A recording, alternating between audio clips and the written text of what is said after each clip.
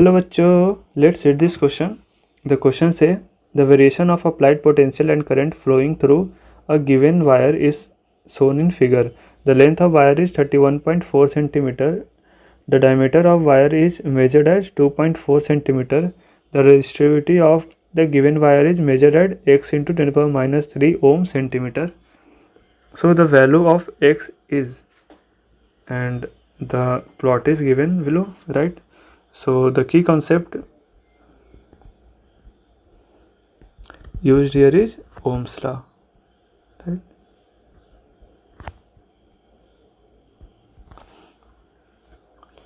Right, और हम जानते हैं कि अगर हमारे पास पोटेंशियल एंड करंट का ग्राफ है, सो उसका स्लोप क्या देता है?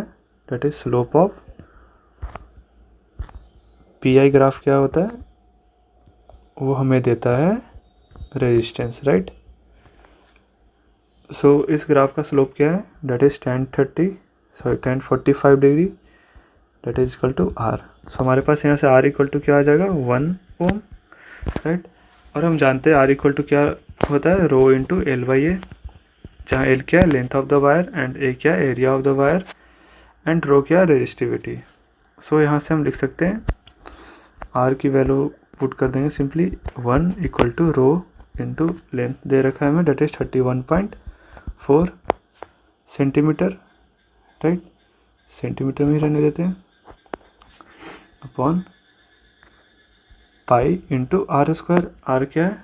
डेट इज डायमीटर गिवन है 2.4, सो आर क्या हो जाएगा? 1.2 का square into centimetre square, right? तो 1 सेंटीमीटर से 1 सेंटीमीटर कैंसिल आउट हो जाएगा. सो यहाँ से हमारे पास आएगा रो इक्वल टू पाई की वैल्यू 3.14 इंटू 1.2 की वैल्यू क्या हो जाएगी? 1.44 into centimetre upon 31.4, right? And into 1 ओम. ये हमारे पास रो की वैल्यू आ जाएगी. नाउ इसे सॉल्व करेंगे तो 10 ऊपर जाएगा, डेट इज 10, एंड यहाँ से 20 नीचे आ जाएगा, राइट? सो 314 कैंसिल आउट हो जाएगा, एंड 10 से 10 ये कैंसिल आउट हो जाएगा.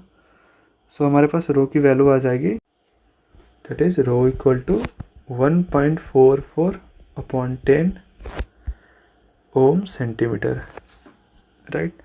सो हम इसे ऐसे भी लिख सकते हैं, that is 144 into 10 power minus 3 ohm centimetre. This is the value of ohm. And हमने क्वेश्चन में एक्स की वैल्यू पूछा है. सो अभी हमारे पास ओम की वैल्यू क्या आई थी? That is 144 into 10 power minus 3 ohm centimetre. So यहाँ से हम x की वैल्यू लिख देंगे, that is 144. So the value of x is 144, right? This is our final answer. Hope you understood it well. All the best.